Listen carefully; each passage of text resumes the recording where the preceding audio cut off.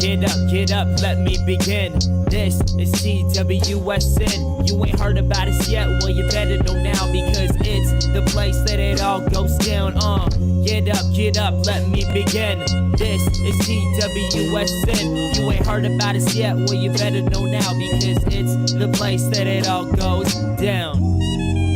Shout out Young Swish. Thank you guys for tuning in to another episode of the Sit Down Morning Show with Malik Wright, presented by the 𝗬𝗡𝗎𝗪 Sports Network. I'm your host, Malik Wright, joined by my co-host as always, 𝗦𝗘𝗢𝗪, and we got our boy back in the building with us, Mr. Fresh himself, Hey, do-rag on Tim. A lot of stuff to get into, man. a lot of stuff to talk about, but before we do us a favor, give this video a like, subscribe to the channel, turn on post notifications so you guys never miss when we do go live or when we do upload content from the TWSN Studios. Boys, we have a lot of stuff that we want to get into. I typically really hate doing this, and I hate making the morning show such a heavily Bengals focus, but I feel like we have to do that. I feel like we have a lot to discuss here, and I'm going to just start off by saying it, man. The Bengals the Jets upset the Bengals yesterday. Jets upset the Cincinnati Bengals yesterday in a game in which the Bengals had in hand. The Bengals had 31 points, right, at half. 31 points, I believe it was, and Jets had 16. And I'm trying to wrap my head around how you allow the momentum to get that out of whack. There's a lot that we have to unpack there, and I have a tendency to be long-winded. I have a tendency to just go a while. So I'm going to let Tim and Daniel give you their thoughts, and then I'm going to give you my thoughts. I'm just going to say buckle up, bring your popcorn, and I hope that you guys aren't Zach Taylor apologists, Bengals organization apologists, because this isn't a conversation for people who, let's just be honest with yourself, aren't thick-skinned. So we'll talk about that. Daniel, what are your thoughts on that game, though? Yeah, there's a lot, man. There's a lot to discuss the game before we get into some of the big picture things. I mean, this was a game, to be honest, I was excited for. During the game, it's like, man, this team, they got something going on. You go out and you drop 31 points in the first half. You got T. Higgins down the right sideline, 101. You're getting Ja'Marr Chase involved, the running game getting involved. You got Chase Brown cooking. You got Samaje Perine cooking. It's starting to look good. The offensive line's looking good. And then slowly but surely, it was just a weird feeling in the third and fourth quarter. It was like, man, the Bengals are playing with the lead. Okay, maybe is the season starting to turn around, but the Jets were just hanging around. And they kept scoring, and they kept scoring. And when you look at what they did in the second half, this is a team in the New York Jets. They scored 7 of their past 8 possessions to end this game. 7 of the last 8. When you look at the previous games against the Denver Broncos, they were doing terrible. This offense was terrible. This was Justin Fields, arguably the worst quarterback in the entire NFL. And this is what you let them do to you, right? And for me, I think the weird thing about looking at this game as well is there was just multiple points, especially on the defensive side of the ball, where it's like, what the hell are you doing? Jordan Battle, the left side in the red zone on the blitz. Great call by 𝗦𝗢𝗡𝗦𝗢. I like drawing up blitzes. I think on third and long, you have to do things to mix it up. Hell, Justin Fields is not a great passer of the ball. He is not great under pressure. He's currently ranked as a 29th overall quarterback in the NFL when it comes to passing under pressure. So you got to bring pressure. You have to make him feel uncomfortable. I like the blitz call. Jordan Battle pulled up and allowed the touchdown to the right side. There was just a lot of miscues on this defense to where you can point and say that's exactly why the Bengals lost this game, as well as just all around the defensive failure. And this is where I will discuss the defense right now. The defensive failure is very clear to me. It is very clear, right? This is a team that had 2 total pressures outside of Trey Hendrickson all game. You're never going to win a football game like that. And the part about this is that it wasn't just a 1-game sample size, Tim. It wasn't. This is what we've been seeing. You go look at the Pittsburgh Steelers game without Trey Hendrickson. To start off the game, Aaron Rodgers has 9-10 seconds to throw the football. That is your defense. That is your identity right now. And like I said, we are going to discuss why this is, but that is the fact. Your defense is soft right now. Your defense is being willing to be ran all over, and your defense is being taken as a joke right now. That is the truth, and that is the cold, hard fact. When you look at the past 2 games, when you look at the past 2 seasons, your defense is a joke. And that is the truth. There are some bright spots. DJ Turner has played great this year. Dax Hill has played good in spots. What else can we be excited for? And that's the part that frustrates me when we have this bigger picture conversation, because, and once again, we appreciate all the comments down below.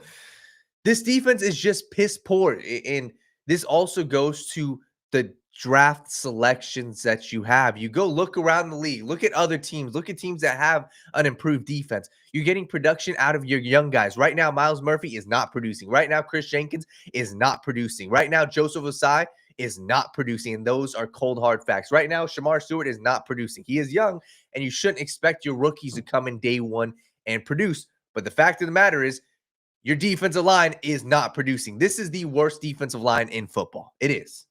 And that's a failure of not just the coaching staff, but that is the organization as a whole. And that's where I am just having trouble seeing the light right now for the season, because I look at the talent on this team and I think that there is a clear personnel problem on defense. But Tim, you were about to say something? We found the perfect Band-Aid at quarterback for us, specifically just because we're asking him to do one thing, which is to get the ball downfield and to simply play free. I think that's what you can ask out of any quarterback. I do want to say, Lou, you weren't the issue. And to be quite frank with you, what you're doing in Indianapolis is admirable.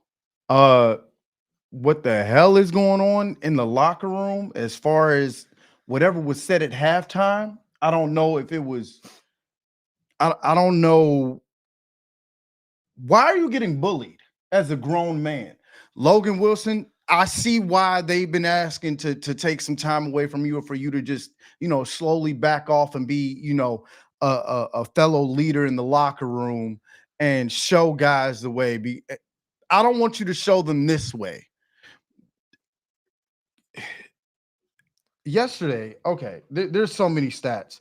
First of all, Breece Hall going off for 53 yards and 2 touchdowns and half a quarter of play in the fourth quarter is absurd.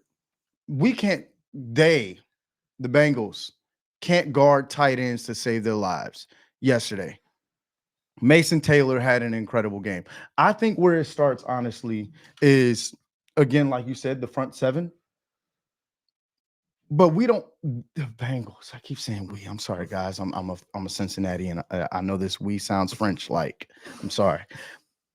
With the Bengals, the idea that you don't have the secondary to hold or to keep guys in check for 4 quarters of the game, you need some type of pass rush. I think at this trade deadline, I don't care if it's a guy you forget the trade deadline, sign somebody from free agency at this point to be able to get some type of press up front. You can't be bleeding in all 3 areas: run stopping, pass coverage, and then also, pressuring the passer as well. You can't be out there looking lost on all 3 phases. The Bengals, I don't know what was going on with passing to Andre, two passes back to back, when you have a guy who just set a career high for 10+ catches with 3 straight games. I don't get what the dynamic was, or I know what it was. Playing it safe. Mm-hmm. We just said this about the Giants, against the Broncos. You played it safe. You sat there and you put the ball in the air. When both your running backs, we finally found some type of rhythm as far as running the ball on the ground, with shout out to 𝗎𝗏, Ryan, your 94 yards. And then also with, Chase Brown being able to start breaking away freely and finding some type of room on the ground. I think those are great pivot points to have as far as what's positive that you could take in the next game. But what your job is on the line, Zach. Your job's on the line, and those aren't games that you can lose. You talk about the schedule coming up. If I'm correct, you have Chicago, you have the Ravens twice. I think you have the Steelers again, and you have the Bills. That wasn't a game that you were supposed to lose, or you needed to lose for that matter. And you talk about camaraderie in the locker room.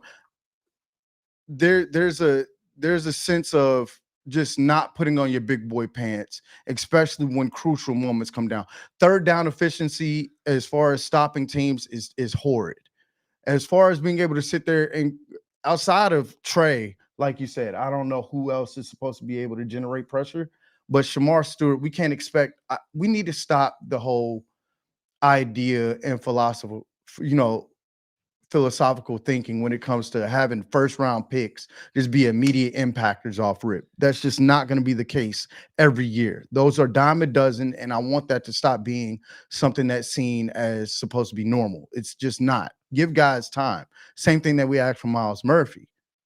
Myles Murphy isn't going to be the guy right away, but give him time. There's been improvements. I think all in all, yesterday, the team just got too comfortable with the lead and felt like, what, this team is 0-7. They're just going to lay down. It's any given Sunday. Yeah, and I agree, Tim. I think the thing for me with this whole thing, I think this game was the culmination of everything with the Bengals. And I hate to say it, but I think this game needed to happen. And the reason why I say that is, for as much of the Band-Aids that we're going to put on with Joe Flacco and certain positions, this was always going to happen, right? And there's multiple layers to this. First off, the Zac Taylor conversation. You go look at what he said in the press conference. Multiple people in the comment section are saying it. I totally agree. There was zero accountability. Zero. Not once. You got to stop pointing the damn finger, man. Not once. And I understand what Zac is saying, and I agree. Somebody on the defense needs to step up and make a play. I totally agree. You cannot win a football game with your defense creating 2 total pressures outside of Trey Henderson. That is never going to happen, especially with a Jets offensive line. I like the tackles. They're not a great offensive line, but the accountability, you are the leader of the football team, Zac. At the end of the day, this is always going to fall on your shoulders, for right or for wrong. And the part that pisses me off, Tim and Malik, is you are pointing the finger at the defense. And while I agree the defense was a major problem, and while I agree the defense has been the problem the past 2 years, you are the head football coach. You are not a damn offense coordinator. You are not. You are not focusing on the offense. Your job, sure, is to call plays for the offense. And sure, you may be an offensive-minded guy, but you are the head coach of the football team. I was just going to chime in on that. When you are, and I think this is what you're getting at, just because you are offensive-minded coach, if that's what you want to become, go be an OC. But what you can't do is start to derail the game plan of everyone else. Special teams depends on the offense to sit here and be able to possibly flip field position or put them in position to be able to get the ball on the other side of the field. So you can, as far as the defense, work off of that. Having Joe Flacco drop back with, the last 2 minutes or so it looked chaotic. It didn't look like there was a plan for, okay, if we can't move the ball or gain another first down, how can we help our defense not be in a situation where Yoshi Vosh is a one-hit wonder? I don't want to be, overbearing with that word or that sentence, but Yoshi shouldn't have been the guy to get the call for the ball in those critical moments. You have you have $200 million wide receivers. Why are we not taking chances outside against one-on-one when Sauce Gardner has been having trouble, when the linebackers are having their ears pinned back and coming downhill? I'm having trouble talking right now because I'm not understanding why there's so many bullet points as to why you lose. And then you go into a presser and you're not taking just as the quarterback can take accountability, win or loss, the head coach is supposed to be able to do the same thing. You have an imprint on the game plan for everything. Your coaching staff comes back to you with the game plan and you sign off on it.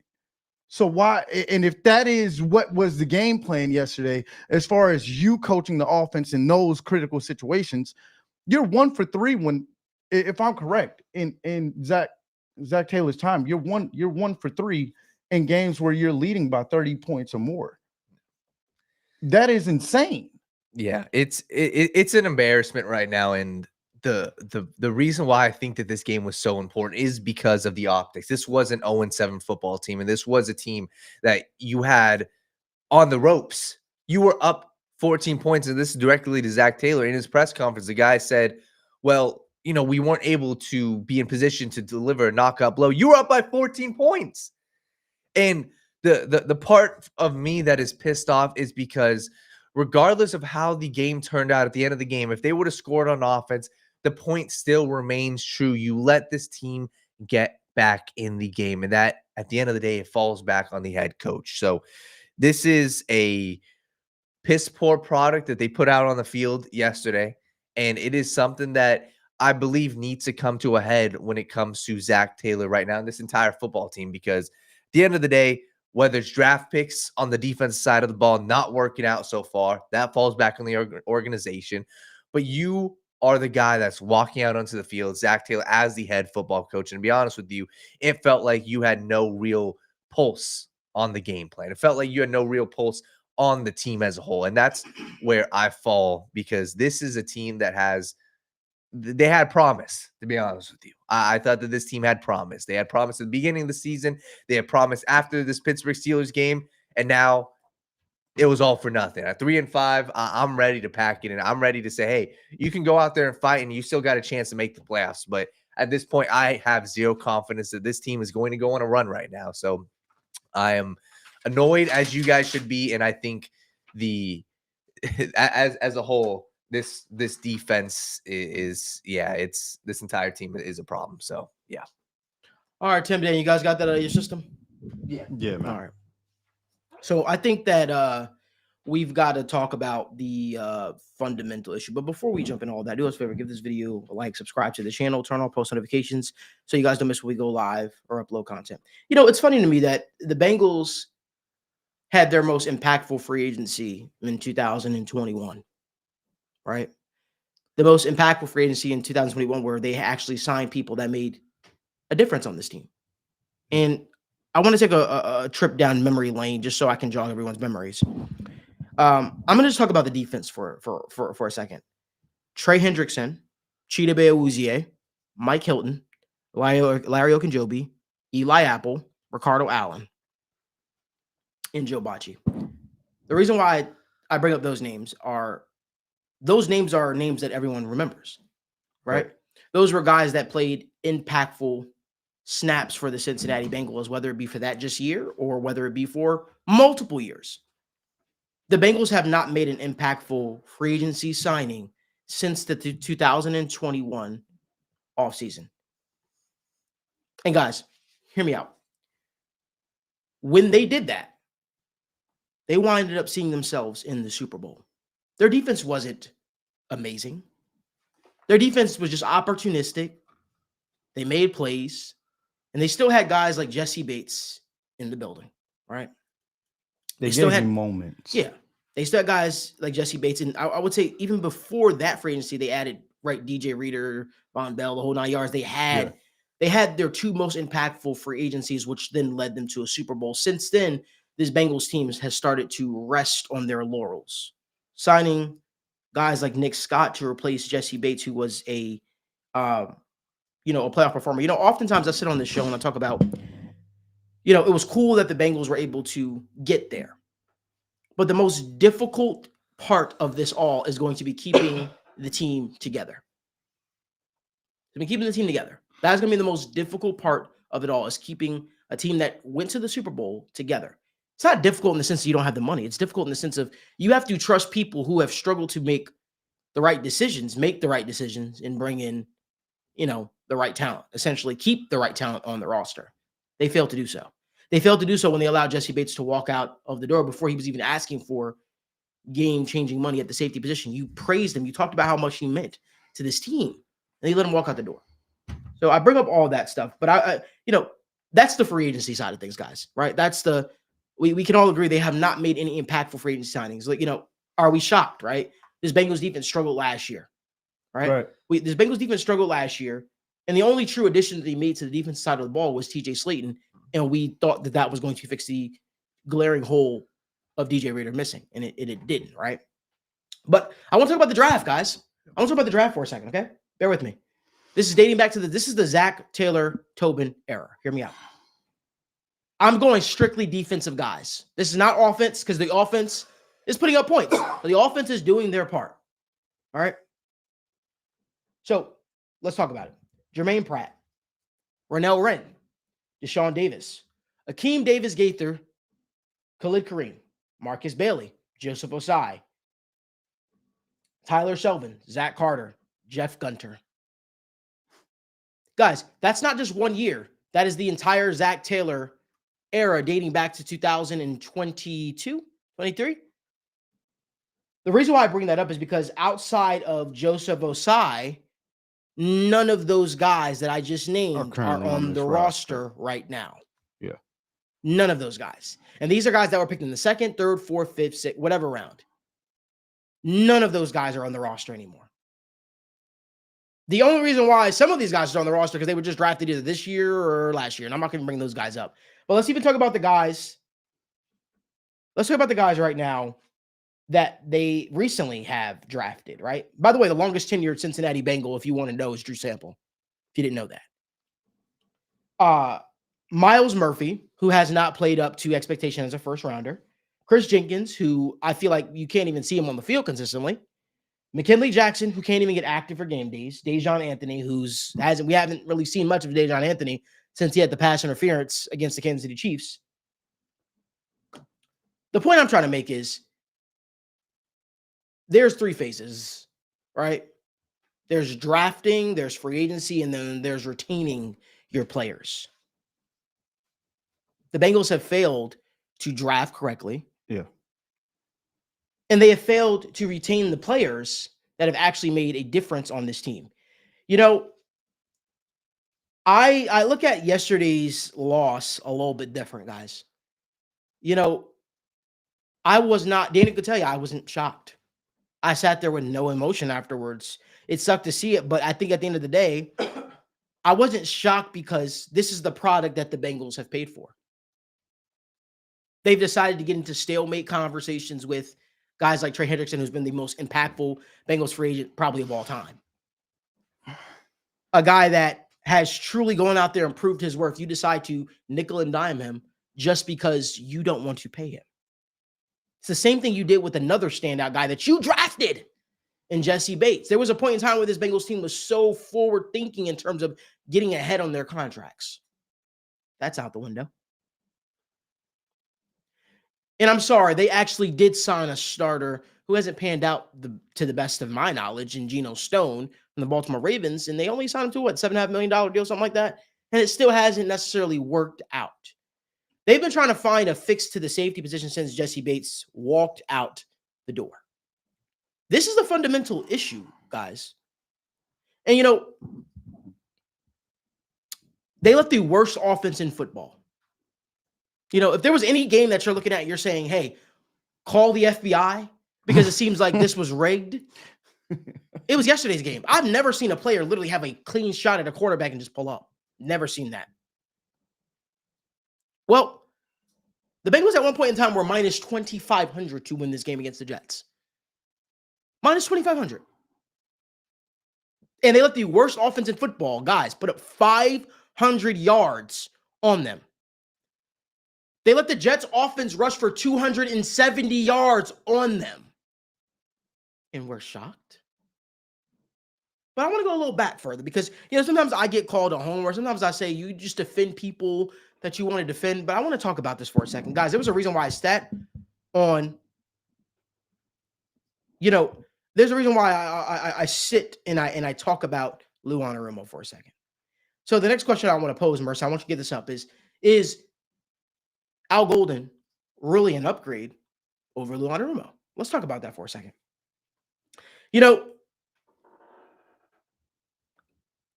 I look at it. You know, I look at it, and I'm reading some of the comments too. That's why I'm kind of stuttering my words. Someone says, you cannot pay all the guys, Malik. This team is set for failure, especially on defense. Sure, you can't pay all your guys, but you pay the guys that are most impactful, especially when they're not asking for game-changing money or market-setting money until you start to disrespect them with offers that you have brought to them. Don't believe me. Don't offer Trey Hendrickson $23 million and then be shocked when he says, no, now I want my value. Now I want $30+ million. And then you nickel and dime, you say, hey, maybe I'll do it, maybe I'll don't. Then you ultimately settle on not doing it. That's bullshit. I'm being honest with you. If you sit up here and say, oh, you can't pay everybody. 100% you can't pay everybody. But that's why it's important to have critical decision makers that make the right decisions on who to pay. Because guess what? It's hard to draft. It's hard to nail a draft. 100%. It's even harder to keep that crop of guys together. The point I'm trying to make is the Bengals have not hit on a lot of draft picks. So when you hit on guys, guess what? You pay them. You made Sam Hubbard. And I get it. The Cincinnati kid, everybody loves him. You made Sam Hubbard. You made Sam Hubbard a priority. And Sam Hubbard did good for the Cincinnati Bengals. Could you have upgraded at the defensive position? Sure. Serviceable. 100%. Serviceable. But you still have to try to do everything in your power to make sure that you're putting the best football team out there. And then you wonder why our defense is struggling. Well, you're not active in free agency. You don't draft correctly and what? But I want to talk about the Anarumo thing for a second. Yeah. I'm starting to see the same comments that Anarumo got. Al Golden's getting now. Fire Al Golden. That's what people are saying. Guys, we've been there. Guys, we've done that. Lou got fired because Lou didn't play the young guys, is what people say. Could it be he didn't play the young guys because either they weren't ready or he saw the shit product that these guys are offering on the football field? Because Al Golden's playing the young guys. Oh, yeah, he's playing the young guys. And we're all out with pitchforks. Like, why? I think Lou realized. Wait, hold. I'm not done yet. I'm going to cook for a second. Okay. That's why I Go asked ahead. y'all. That's why I Go asked ahead. y'all, because I have a tendency to, I don't want to lose my train of thought. Mm-hmm.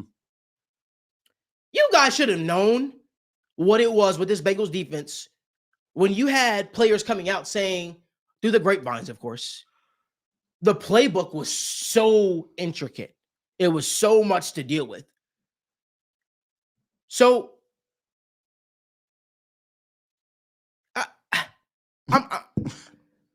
you're an NFL player.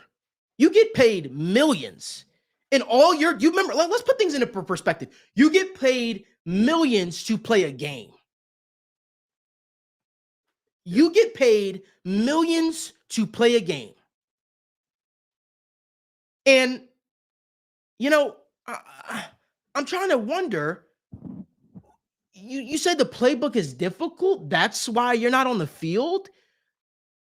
In the old days, that just means you need to be studying harder. That means you need to master the playbook. You know who else they said had an intricate defensive playbook? Bill Belichick and the New England Patriots. If you didn't know it, you didn't get on the football field. Maybe that goes hand in hand with being a smart football player. Maybe, just maybe, knowing your coverages, knowing your responsibility goes into being a smart football player, right? You had guys really going out there saying, well, Lou's defense was just too complicated. What? And guess what, guys? In 2025, 2024, the 2020s, it is difficult to have a top 10 defense. It's difficult because offenses are more prolific, now more than ever. But correct me if I'm wrong, from the film that I've watched, Al Golden runs a similar defense to Lou Golden. It's just dumbed down, watered down. Oh, and he drops defensive ends in the coverage a little bit more. Lou did that as well, and I didn't like it. But I saw that to say, Shit is reckless. we said Lou was the issue. We said Lou was the issue. And now people are saying Al Golden's the issue. No. The Bengals have a fundamental issue at drafting. It could even be a fundamental issue from developing. But we're seeing it right before our very own eyes. It's very difficult for me to sit up on here and properly judge Al Golden as a defensive coordinator because this is the same shit hand that Anarumo was dealt, and now we're shocked when the results have been what the results have been. I'm not going to sit up here and say the Bengals made a mistake by firing Anarumo. I'm not going to go that far. Although I do think it was a mistake. But what I will say is I think we were very flawed in thinking that the limited resources that were given to upgrade this defense this offseason are miraculously going to turn around. You're putting a lot on a guy like Shamar Stewart's played as a rookie, a guy that's still learning how to get it done in the National Football League, especially also dealing with a huge ankle injury. And we're shocked by the results that we've seen. But it all goes back to drafting, developing, and retaining. It all goes back to that. And the names that I just laid out for you outside of Ossai are no longer on this team. That spans over the Zac Taylor era. Guys, you do not think that that's an issue? We don't think that that makes our head scratch a little bit? That doesn't make us question things or how we go about things? You know, I'd say this. It sucks for Al Golden. Because if they go on and clean staff and clean house, he left a very good gig at Notre Dame where he had it made for him. Yeah. To join a coaching staff that was on the hot seat. It was more in the Bengals' interest to keep Anarumo as the defensive coordinator, in my opinion. Go fully in on the defense this offseason, bringing guys in the whole 9 yards, then properly judging it from there. But now you bring in a first-year defensive coordinator, and you say, hey, we want you to do what the other defensive coordinator didn't do, and that's turn around this shit show. I do think Al Golden is a good defensive coordinator. I do think Anarumo is a good defensive coordinator. I do think coaches can coach. But I think when you give them a shit hand, this is what happens. And we can't be shocked by, we can't be shocked by the results, guys. And I think when I look at it and I sift through it and I analyze everything, it's been misses in the draft. It's been misses in the draft, which has led to this point. And, the crazy part is, I remember when I was asking Duke Tobin at the Combine about, how do you plan to attack the tight end position? And I was met with a little bit of well, of course we don't have one to have a revolving door. I'm like, well, you've had a revolving door every single year. I'd love to talk to him this year about, hey, how do you plan to fix the defense? Like, what's the plan there? Because you've drafted guys, and it hasn't panned out. It hasn't panned out. We can't be shocked by the results. You can't let good players walk out the door and then be shocked when you see these results. I say all that to say now, we're faced with a real situation. You just lost to the New York Jets, 500 yards given up. What's the future of Zac Taylor hold? Because guess what? The scapegoating is done. Can't blame anybody else. No, you can't. The scapegoating is done. Now all eyes are on you. I saw my good friend, Sean Brennan, who I know he probably loves this. He's in the comments section. He says, what do you do? What do you do to fix this? What's the solution? Well, I have a couple of solutions. The first thing you could do is you could bring in a real decision maker. Hold on. You could bring in a real decision maker that hasn't been a part of the organization, somebody get an outside perspective, because I think an outside perspective could help. Let's start there. We can start, but that's easier said than done. Again, this is a family that's slow to change. You can also bring in a head coach that actually knows how to be a leader of men and doesn't call on players to be leaders, because it's your job ultimately to be the leader. You need to go out there and give players who love football. Let's start there. Who love football. And this is everything to them. And they take being in the National Football League as a pride. And they're not going out there when I show speeds in town wearing ridiculous hats, being excited like groupies, being there. Oh, did I say too much there? Did I say too much there? You need to take players who take their job serious, who aren't out, but they're in their playbook. Because maybe the results won't be what the results have been. I think the Bengals need to adopt a mentality of, no nonsense to a degree. All we got in Cincinnati, let's talk about, is our sports. The Reds and the Reds. I'm trying to figure out why Princess was timed out. Somebody in the comment section was timed out. But all we got in this town is the Reds and the Bearcats, the Bengals and the Bearcats, who are playing great right now. Yeah. There's a lot to unpack though here, and I've been talking a lot. Dan, Tim, I'll let you. You should have something on your mind. I got a couple of stats that are kind of like, puzzling to the brain. The Bengals haven't had a sack in totality since Geno Stone brought down Jordan Love in week 6. The defensive line there's no pressure at all. And the defensive line, that unit hasn't had a sack since week 5 against the Lions. A couple more. Cincinnati's given up 31 points per game, which is dead last in the NFL. 407 yards per game and 151 yards rushing per game, which are both dead last in the NFL. And they're allowing 256 yards passing, which is the 3rd worst in the NFL. When we talk about the whole finger point, and just like from a humane perspective, because I know I started off talking and it was a little shaky. I think that's from emotion. I think where we have to just go ahead and put the Bengals under the microscope is the cheap aspect. Yeah, you spent money on wide receivers, and majority offense. The TJ Slayton signing isn't terrible, but you could look at that as just a minor piece of the puzzle. I think you wanted him to do a lot more with BJ Hill. But just because you got younger doesn't mean you got better. And I think that idea and mentality of learning or knowing how to win is something that Jesse Bates brought, that Mike Hilton brought, that, even Sam Hubbard. Guys in certain situations, it wasn't always pretty, but talking about that 21 defense, it was opportunistic. Cardiac cats. You were able to sit there and know, like, they will bend, but they won't break. Yesterday, they were crumbling. The front 7. I saw the center for the Jets climbing to the 2nd and 3rd levels of the defense on numerous plays and numerous series. Logan Wilson getting thrown out the club left and right. I think when you look at things in totality, it's really the whole leadership aspect too that you talk about from the head coach. You can't ask guys to be leaders when they look at you as the leader. You have to take some type of accountability, and I don't want the player-only meetings to start happening. That doesn't need to happen. What needs to happen is build on the positives that happened yesterday, but there needs to be a hard conversation had with the defensive coordinator, with Al taking responsibility for yesterday.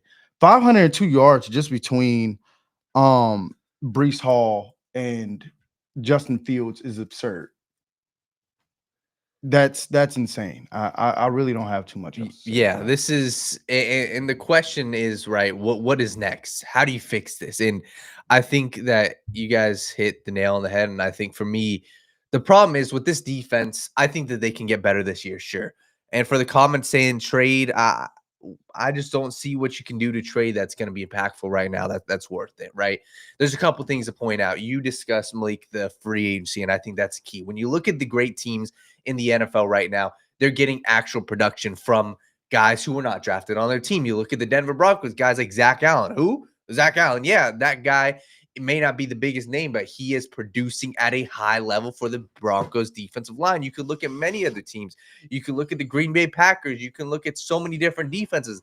The LA Rams added Poona Ford in free agency, and people are like, who? Poona Ford? Yes, Poona Ford is one of the best interior defensive lines when it comes to run support in the NFL right now. So this Bengals team, only 3 of their 11 starters right now, I believe, were drafted outside of this current team, which means you're relying a lot on the in-house guys. And the problem with that is your defense is always going to suck if you rely on in-house guys, and you can't draft well. So how do you change this? I believe it's just going to take time. You need an infusion of talent. You have to hit on this upcoming free agency class. And respectfully, this past year's draft class, Demetrius Knight, Barrett Carter, Shamar Stewart, you need to develop those guys because those guys are going to be the keys to your future on defense. So for the conversation of they should have traded T. Higgins, I don't think that's worth it. You got to point the finger at the organization for these guys. Miles Murphy's getting snaps. You got guys on the back end. Jordan Battle's getting snaps. These are the guys that are playing, but they're not producing. So this Bengals team, I think it's a long road to success, as well as I don't see a world at this point where Zach Taylor, it doesn't look like they're going to make the playoffs right now. And I just don't see a world where you retain Zach Taylor. especially if they don't make. I'm sorry, I'm seeing comments asking what positives. The positives are the Bengals offense is alive and well. We already so you have most of your money invested. Yeah, into, so it should be. It should be a well-oiled machine when you're spending that much money into it. The positives are that we know what the negatives are. A new head coach on the way, I think, would be a move that should be talked about yesterday. I think at least conversations of guys who could potentially fill that role. There should be a very short leash, if it wasn't already a short leash, for Zac Taylor. That's why for me, I'm always rooting for the Bengals to win. I'm always rooting for the Bengals to win. But I will say, I judge this process, this whole thing in totality, which is why, guys, we also switched the recap shows to the next day, because it's easy to be super, emotional in the moment. And when things are, coming off a victory, but you also want to approach this thing from a true analysis standpoint. And I talked on Say the Jungle, I talked on the Sit Down Morning Show, I talked about my fear of this game with the Jets, because I felt like you have your owner come out against you and say a bunch of stuff. You're going to be fired up to play better. You get benched, you're going to be fired up to play better. And Justin Fields has had success. You can go back to the previous shows where I said he had success on this Bengals defense. So I struggled to see him not being able to find a way to have some more success. That all being said, every coach that you hire, anybody that you hire, they're going to have their flaws. Zac Taylor's flaws are, I don't know if he's a great quote-unquote leader of men. I don't think he's a great game manager. I do not think he's a great play caller. However, I think the weapons that you have would really I think it'd be hard to not succeed with the weapons that you have. That all being said, I do think a new voice is probably needed. But I think being scared of change is also something that's very real for the Bengals. I think that there have been some interesting decisions made throughout the Zac Taylor era. People talk about the benching of Andy Dalton, on his birthday, the mismanaging of AJ Green, and we're going to trade him or we're not going to trade him. The mismanaging now of Logan Wilson. I just look at it, man. It just makes you question the overall mindset. But you got to think that the front office has got to be looking at this saying, you know what? I wish that I put, all the money that they put into this team. You got to know that Zac Taylor feels the pressure to win now. You just lost to the Jets, and now you have the Bears coming into town. Who, to be quite honest with you, the Bears could win this game too. The Bears are coming off of a loss, and the Bears are pissed as well. Yeah. So it's if you have any hopes of saving this season, saving your job, man, fuck the season. You're going to be offensive coordinator again. No, it won't even be that. Let's keep it on the fact. Listen, if you have any inkling on trying to save this season, you have to find a way to win this Bears game. But in the moment, while we're discussing all this, I don't know if we should be like, wow, yeah, the offense look great. You've put millions upon millions and millions of dollars into this offense. If it didn't look like this, something would be wrong. But his job is the head coach of this entire team. You hired Al Golden, right? Albeit it was to the recommendation of Lou Anarumo. You hired Al Golden. And to be honest with you, it's not an Al Golden problem. This is a Bengals problem, right? This is a getting the right players in here problem. This issue is deep, man. And I think anybody that goes, I think what you're going to need to do, because the Bengals have tried to approach it from the draft standpoint, they need to have another offseason like they had in 2021. When they went out there and they said, you know what, we're going to add outside free agents, guys that are leaders, guys that have played in the level that are proven, to show these young guys what it looks like. Yeah.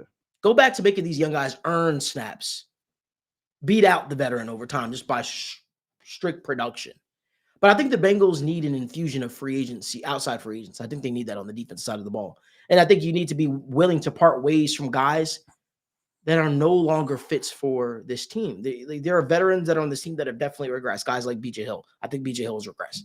Logan Wilson, you can say he's regressed, sure, 100%. Well, if you're going to move, if these guys do not have a future on the Bengals, this is where smart franchises look at it and they say, you know what, let's offload these contracts now. Let's trade these guys now. Let's get some draft capital now. Is Trey Henderson a part of your future? These are things that people don't want to talk about, but you have to analyze. You have to discuss. Because you have to put the Cincinnati Bengals of 2026 in the best position to succeed. Whether that's a new head coach there or Zac Taylor at the helm. And I struggle with the way that things are trending for it to be Zac Taylor at the helm. See, winning against Pittsburgh in the fashion in which they did, right? And looking how they've looked recently is probably going to be what also hurt Zac, because you've now proven you could win with Joe Flacco. And you at the just quarterback couldn't position. stop the bleeding in And you places couldn't that stop- you needed. And these stopgap wins will not be enough this year. These stopgap wins will not be enough this year. And And I think the ego of the front office will kind of get in the way of what type of leader can actually come through the door. Sure. Because in reality, I think somebody who would be on the mind, and I'm sure we'll talk about this at some other point in time, as far as candidates, Brian Flores. his defense, Talking about leader of men. Yeah, for sure. I like Brian Flores, but his defense has been chips lately. I'm just being honest with you. It's been pretty porous. Like, and listen, one worse than us. Hear me out though. There are ways you can look at this thing, right? Like if you hire a Brian Flores as your head coach, well, Brian Flores is going to be the attitude aspect of it. Okay, how does he deal with working with the front office? How does he deal with criticism? Like, is there flaws in his coaching style? Sure, there are. Is he going to rub people the wrong way? Sure, but honestly, I think this team needs a coach that is going to light a fire on these guys. I don't think I don't think they necessarily need a player's coach. I don't think you need it. I think you need somebody that's going to get the most out of these players and have them locked in, ready to go, game in and game out. I think that there are some tendencies that Zach Taylor has that this team has adopted with him being the head coach of this team is allowed for this. As far as the reason why we don't talk in detail, right, about Duke Tobin, and that's one of the other topics that we have, right, is, it's so hard. His family views Duke Tobin. I feel like Duke Tobin is the one guy that's just supplanted here in Cincinnati. Moving on from him, what do you move on from? He doesn't have the general manager title. He's the de facto general manager. He's the director of player personnel. That is what he is. Which is So the only thing you could do is actually either promote someone from within, which is what would be more likely, or you bring in a real person to give the general manager capabilities to, and they work hand in hand with the director of player personnel. But even then, do you think, let's talk about this. Do you think the Brown family will fire Duke Tobin? No. So let me ask you a question. If you go in and hire a real general manager, is that real general manager going to have more autonomy than Duke Tobin, who's been here for 20 plus years? No. So what are you actually hiring them for? Is that person just supposed to be can't have two figurehead in the room? Is that person just going to be a figurehead? Because that's what it sounds like. The only other way you can get around this, guys, hear me out, is if you have a head coach who you give general manager responsibilities to. And again, I ask, will that head coach have more autonomy than Duke Tobin, who's been here for 20 plus years? No. So again, it's about changing your stripes inward, adding more cooks to the kitchen, and not just cooks and scouts to the kitchen that have to report to said person, but adding more decision makers, more leaders to the kitchen. I don't think the Bengals are cheap. I think the Bengals are set in their ways. That's what I think they are, because they've proven where they see value is at the quarterback spot, the wide receiver spot, and they've paid those positions accordingly. So what makes you believe that, hey, their issue is, well, our issue is we just can't, it's not about money. It's about getting out of their own way. It's about, hey, how do we? It's a certain attitude, man. I just don't. I agree, and I think the problem I have, and I think you brought it up. The 2 points is, and when I see people in the comments, I agree with you guys. We all want pitchforks to go to the front office. The problem I have with this is, and this is where it's kind of difficult to find a solution rather than just getting better at your job. You look at the draft picks, and this is where I will give them credit. They have spent 10 of their past 13 first, second, and third round picks on defense. The problem is they just suck. The development. That's the truth. You have to find a way that can improve, because 10 of those 13 picks have been on defense. So how can you make those guys either better picks or perform better? That is the question that needs to be answered. That's where they have to look inward on, hey, are we picking the right type of people? Are we picking the right type of athletes? Are we picking the right type of players? Or are they just struggling to develop in our scheme? As well as moving on from that, I agree with you, Malik. The free agency portion, I think, is a part that isn't discussed enough. You look at this past free agency cycle, I understand how some of these guys may be seen as reaches, but you look at some of the guys that were picked up in this past year's free agency cycle, right? Obviously, Joseph Asai this year, but you look at some other guys that went to other teams, whether it would be a Poona Ford on defense tackle, or hell, even like a Joey Bosa. I understand he had injury concerns, but that is a guy who is balling out for the Buffalo Bills, and they got him for $12 million. So I think that the Bengals need proven guys on defense in free agency, as well as the draft picks that they just made the past 2 seasons. They have to develop them. Barrett Carter, Demetrius Knight, Shamar Stewart, and even Chris Jenkins. You have to. Those guys are not ruined yet. Those guys are not, washed up. Those guys, even like when I look at Miles Murphy, I think his I was time just about to say. Well, I will say, I think his time might be up, to be honest with you, with this Bengals team. I think he's had his chances, but you have to, whatever it takes, whether the Bengals have to look outward or inward, those guys, you have to find a way to develop them. Shamar Stewart, we can bash him all we want. Hell, yes, he hasn't looked great at all, but you drafted him. You used your first-round pick on him. You obviously saw knew something he was a with him. project. So the Bengals, there is no reason why the Bengals can't hit on that Shamar Stewart pick. And to be honest, I think that Shamar Stewart pick is a culmination of everything, because if he doesn't come out, and I'm not even saying this season, but if he is not a cornerstone on your defense come next season and the year after, I'm looking at this Bengals front office and I'm saying, hey, that you guys are the problem developing this guy, because you took him with your first round pick and that was serious draft capital, and he's not playing well. So that's up to the organization. Like I said, you spent 10 of your 13 picks on defense. These guys have to play well. And if they don't play well, at some point it is on you, because you're the one that is drafting them. So this is going to be a long overhaul. I think it's going to take at least 1 to 2 years, but it's got to start with the development of the guys you got.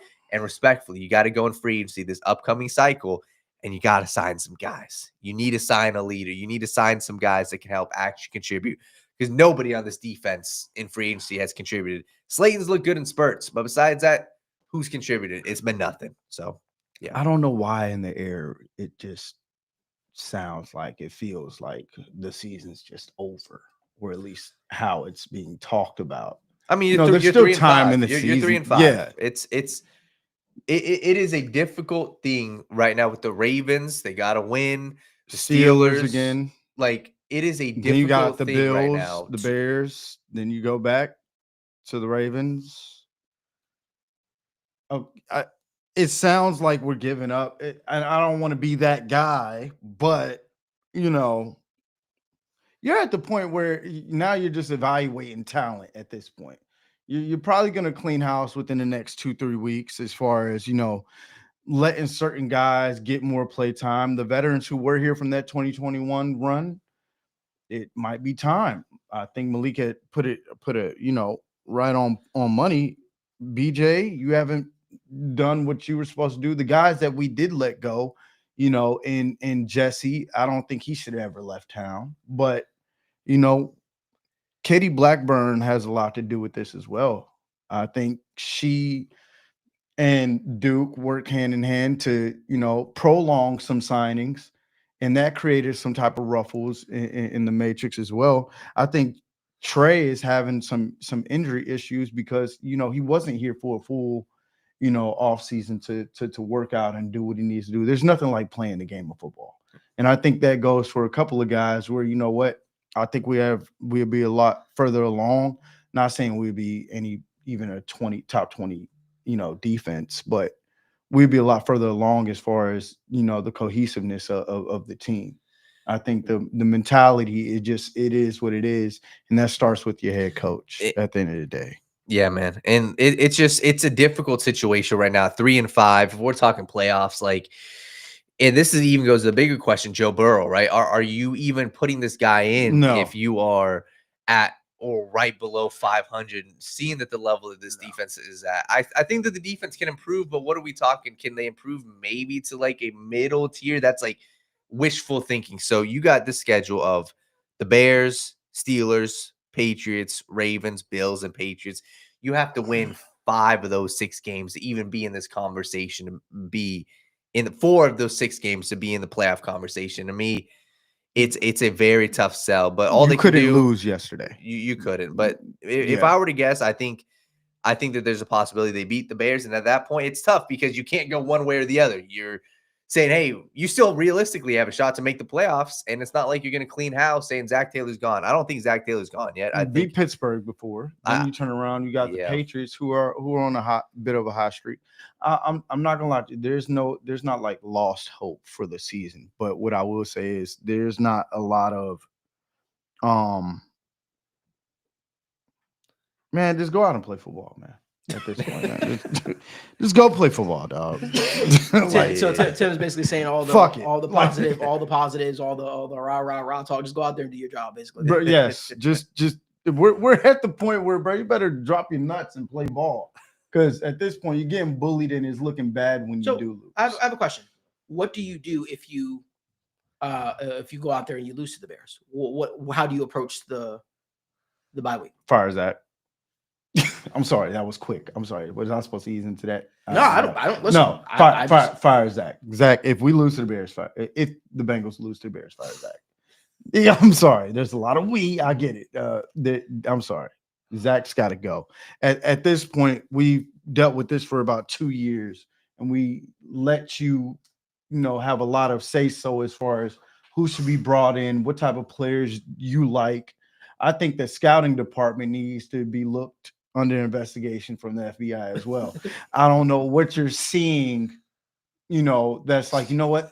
That guy just gives me a feeling, but it's not the feeling you need. It right now, at this point, the feeling you're getting is like, oh, you might need to just go shit. I don't think you understand what needs to be looked at and what can build a team from the ground up. Yes, you're getting young, but you need young talent that's going to equate to, differential and points scored, or, time of possession. You need guys who are able to sit here and create pressures. We're not asking you to be, just all out Pro Bowler from the beginning, but you said 10 out of 13? Yeah. That's a lot of guys just in and out of the door with key cards, with access to your team, and they're not being developed. What are you doing in the building, in OTAs, during mini camp, training camp? What are you doing that is helping guys prepare themselves to deal with, the vigorous setting of an 18-week season? Yeah, I look at this, and if they lose to the Bears, it depends on how they lose. I do think that I wouldn't hopefully they win, but like if they lose to the Bears, I wouldn't necessarily say immediately that's a fire Zach. I think it depends on how this team looks and how this team responds. And at the end of the day, for me, when I look at this, if you fire Zach right now, what does that do for your team? Like, you ain't making the playoffs right now. Like, I don't think that's my biggest concern right now is firing him just yet. Like, regardless, if you lose to the Bears, your season's likely over. It just feels like there's a lot of ups and downs, a lot of ebbs and flows. There's not a lot of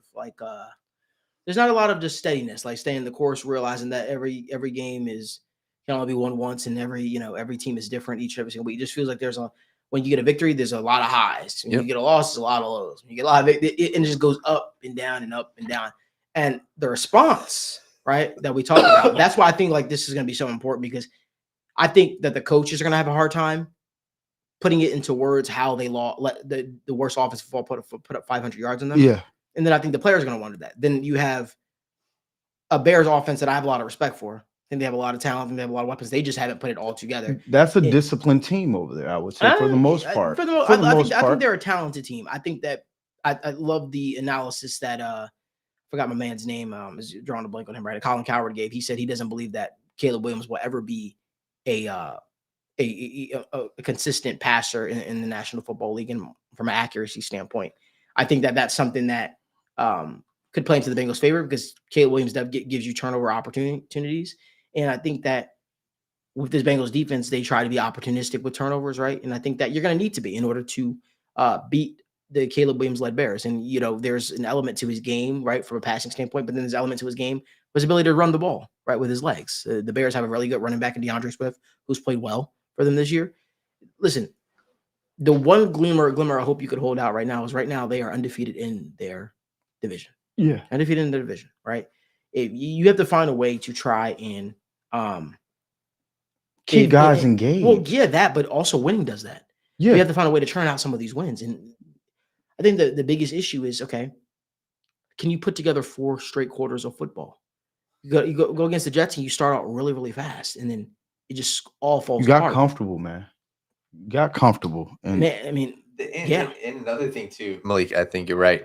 They had 10 days to prepare for this. Yeah. Like that's something else we're not discussing. They had a mini bye. I think they have a losing record with Zach Taylor in the area Coming off of buys. Coming off of many buys like this, yeah. It's ridiculous. Yeah. And it's frustrating to see that because the 4 quarters thing, I understand it's a cliche. The Pittsburgh Steelers game was the same exact thing too.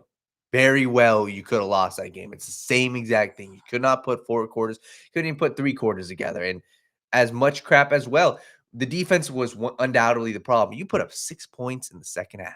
6, I believe. Like, this is just a complete failure from a team. And that's why, like, I understand early on in the season, I understand the Detroit Lions were a great team. I understand the Green Bay Packers were a great team. Denver Broncos game, you shouldn't have got mollywopped. The Minnesota Vikings game, you shouldn't have got mollywopped. In this New York Jets game, you look at the great teams around the NFL. I'm sorry, Zach Taylor is not a great head football coach. He's and not. to be honest, you shouldn't have won the game against Jacksonville. If Yep. we're going to be completely honest. There were some moments in there where it's like, you know what? Put it on the back of Joe. And then when Joe went out, it was like, all right, Jake Browning, come here, be a gunslinger for the time being. At the end of the day, I think it's at this point just how there was a jolt of energy when Jake was sat and there was a change when Joe Flacco took over. There's possibly going to have to be another jolt of energy, and that possibly being Zach being fired. I think just having a different voice or having someone else in there to keep guys engaged. I think that's really what this is going to come down to, because when you start to lose the passion for why you're putting on a helmet every week when there's sometimes the same results happening over and over. Yeah, and I'll make the prediction. I think the only way Zach Taylor gets fired, I think, is if the season looks like it's over. And I think we will see, and everybody will know the feeling before this game or before Zach Taylor is fired. Like, I think the Ja'Marr Chase press conferences, the players' press conferences, if they were to lose to a Bears and then lose to a Steelers, I feel like it will be obvious that Zach Taylor should be fired based off of what Ja'Marr is saying. We saw obviously the things that were Ja'Marr said, and we saw some things that some of the other players were saying. Like, it's bad right now, but I feel like it could get a lot worse. And I feel like the players will say a lot, and then we'll be like, all right, the players are saying it. They lost 3 straight games. It's probably time to move off of Zach Taylor. But they got a big game against the Bears and a bye week. And I think if they win, I think it buys them another week or two, and then we'll see. You can't get your ass whooped, against Chicago. No. I'm gonna be completely honest. At You home. get your At ass home. whooped against At Chicago. You might as well stay where you at. Well, that's here. You might as well just stay where you at, and that's probably in the crib at this point. I'm gonna be honest with you. Then coming out of that, you got to go play New England. You still got the Ravens New England's twice. off of the bye. No, Patriots. Patriots. Steelers. Steelers off of the bye, man. And then Patriots. That's a lot of ass whooping to possibly happen. You talk about those teams right there who are the Ravens aren't going to lay down for anybody. They're going to keep fighting. And when Lamar gets back, they're going to have a jolt of energy that they just got off of beating the Bears. The Bears are pissed at us just because we're in the fucking way after they just got their asses handed to them. Yeah. Then the Bills, they're finding their way. And the Patriots, they've been whooping everybody ass, to be quite honest. Mm-hmm. I don't know what we expecting, but Zach ain't got too much more time here. I think it really all depends on how it looks. And so I appreciate everyone being like how they basically stating how they feel about this thing. I just think that like it's a little bit more deeper than that. I think it really depends how it looks. And I think how this team comes out and fights. And the Jets victory doesn't give you any vote of confidence, right? Because it's like if Justin Fields and the worst offense were able to do that, what can Caleb Williams and the Bears led by Ben Johnson do? And I think you can only just you can't let that game beat you twice. That's just the mentality, right? Tim, and they teach you that in football where you don't let a game beat you twice. Yeah. And they're going to try not to do that, because if the Bears go on and beat them, then well, now you're thinking, where's your mental state at? Are you looking ahead to beating the Bills, and a team that you've historically beaten a lot in the Zach Taylor era. I don't think they've lost. I think they've lost one time to the Bills, Zach Taylor era, and that was the first year. But I think overall, I think your thought process there is, man, how can we find a way to stay afloat? How can we find a way to keep this thing moving in the right direction? And I think that's where the mindset has to be. There's no time to weep. There's no time to be down on your laurels, rest on your laurels, and all that kind of stuff like that. You have to just find a way. Somebody put in the comment section, Christian Dillingham asked for the comment to be up on Twitter, but they pretty much asked, they pretty much said that there's such a disconnect between the front office and the fan base. Yes. And 100%. Yes. 100%, because then you have the fans who lean on content creators or people, and they think that, hey, maybe that person can do a job better than do so. But I don't think I could do a better job than people who've put a lot of years into this. But I do think that sometimes I think being in those roles, you can overcomplicate things. Yeah. But there's also just more involved with it, right? If you've ever worked in a corporate office, which I have, or there's a lot of decision makers that want to make decisions, and there's a lot of people who want to have a hand in that pie. And so even though there might be a quick fix or something that's easy, there are egos involved. There are people who refuse to change, or they change slowly, if you will. And I've got to think that this front office is probably looking at it like, damn, another year we've put a lot of assets, we've put together a lot of resources, into the offense, and we think that our defense should be better with a new defensive coordinator, and all of that stuff is just not turning out that way. It just feels like it feels like it's the witching hour, if you will, for the Taylor era. But go ahead, Tim. There's always intricate details, that we don't know, maybe, that the front office is dealing with.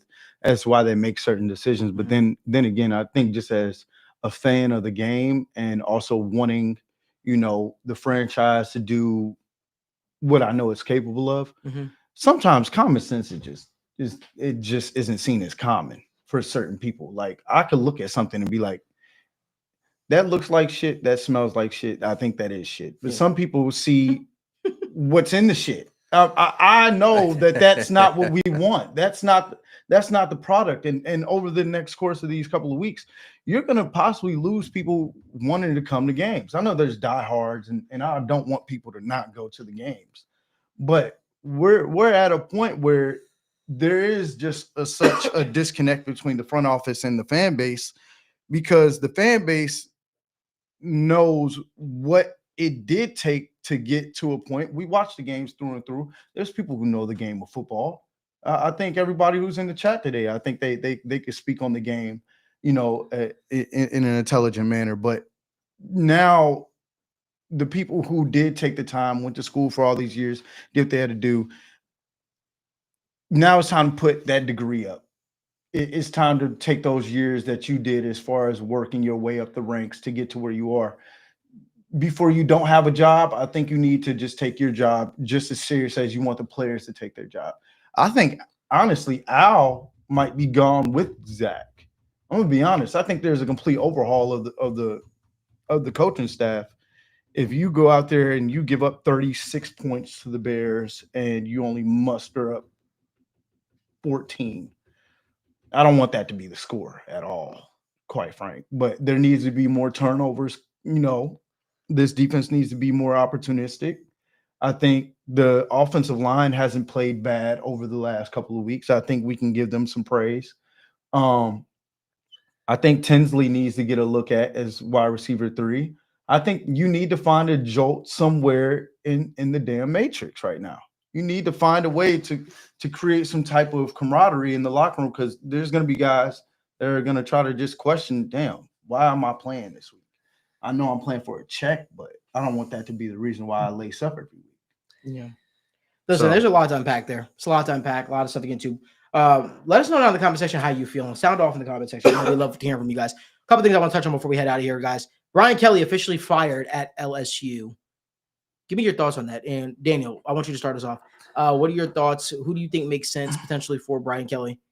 Yeah. We'll make this one a quick one. Yeah, I think LSU was definitely in the right. At the end of the day, college is much more cutthroat.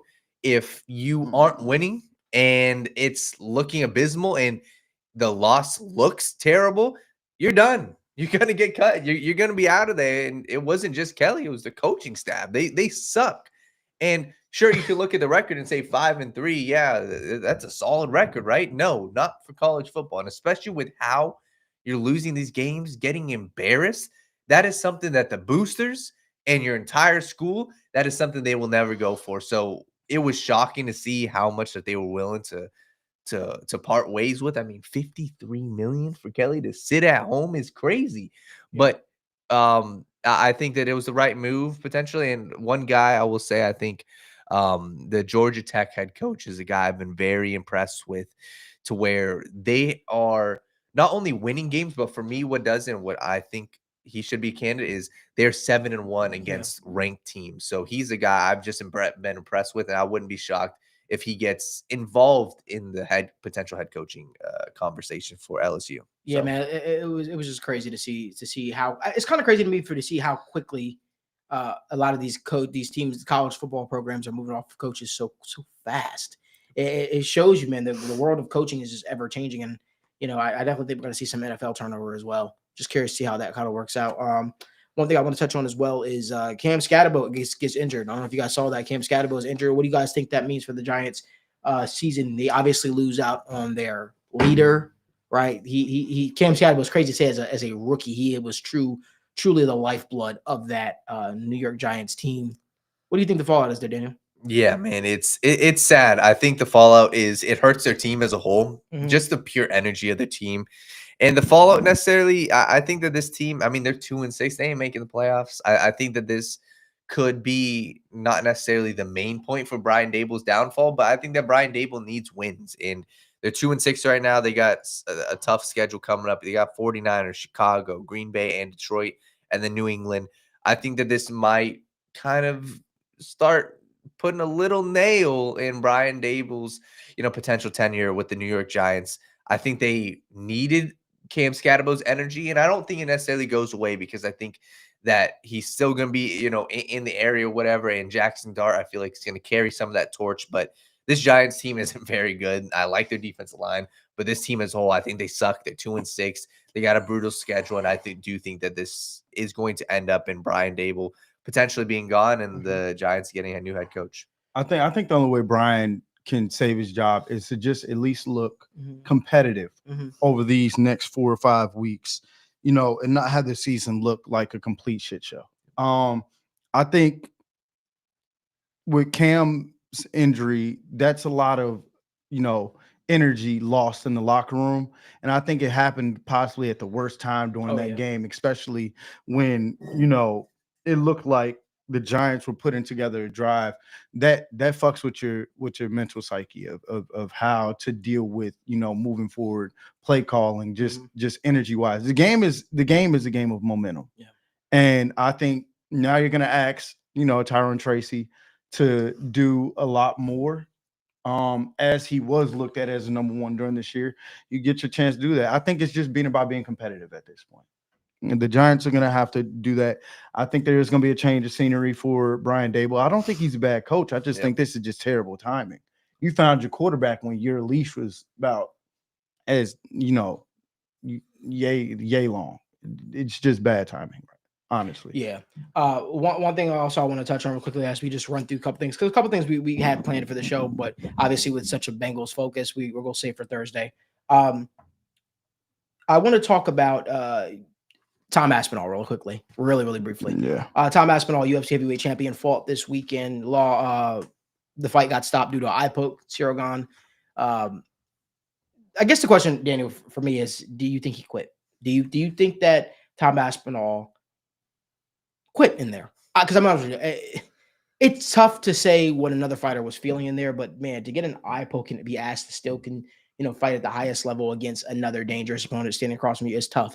But I got to be honest with you, man, it's not sitting well with me how it looked, the optics, how it looked afterwards. Seems like he's trying to convince the people more than he's actually convinced himself that he couldn't continue. But what are your thoughts? Yeah, man.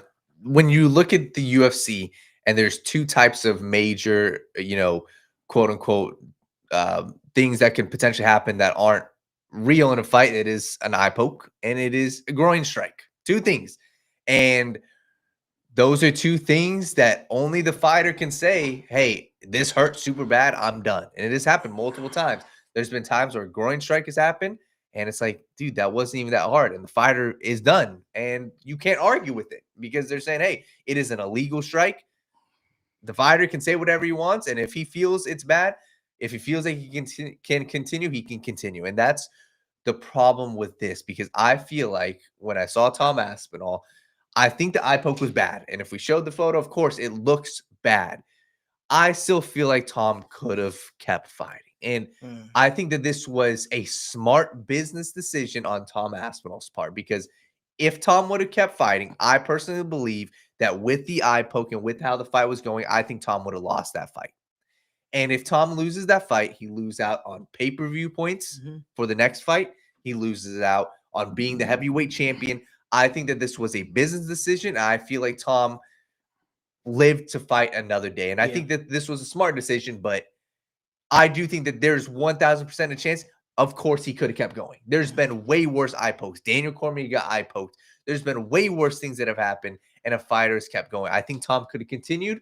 Would it have been smart? Probably not. But if we're saying, and the fact of the matter is, Tom could have kept going and he chose not to, I'll let you decide what the definition of that is. And that sucks, because I think the narrative coming out of that is, hey, John Jones would have done Tom Aspinall worse. And it's like, John Jones is a completely different fighter from 𝗫𝗏. 𝗫𝗏 is probably the most prolific heavyweight striker there is, albeit I still believe Tom Aspinall will beat 𝗫𝗏 when they do fight. But it does make me think that Tom didn't make a business decision there to a degree. But also, 𝗫𝗏, keep your hands to yourself. Don't poke people in the eyes, and you wouldn't be in this spot right now. So it's sad all around.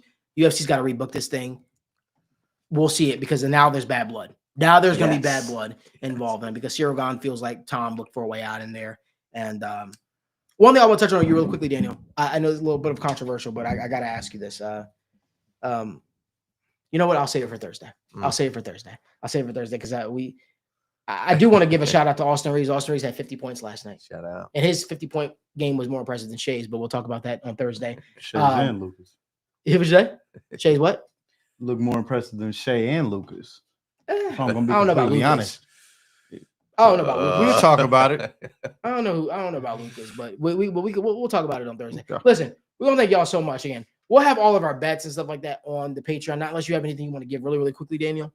Yeah, real quick, I'll give one play that I love. I mean, NFL wise, Rashee Rice, 6.5 receptions, I think, plus money. I think that's I love it. I think that when you look at his 6.5 receptions, you're looking at a wide receiver who's the best receiver on their team. I like 6.5 receptions. He is the best receiver. No, I was about to say in the league. Right? Oh, no, on their team. He's the favorite target from Holmes. I love that. And for NBA wise, I'm gonna make this simple. I think that Austin Reeves has a big game, and I think Zion Williamson. One thing I'm gonna say really, really quickly before we head out of here.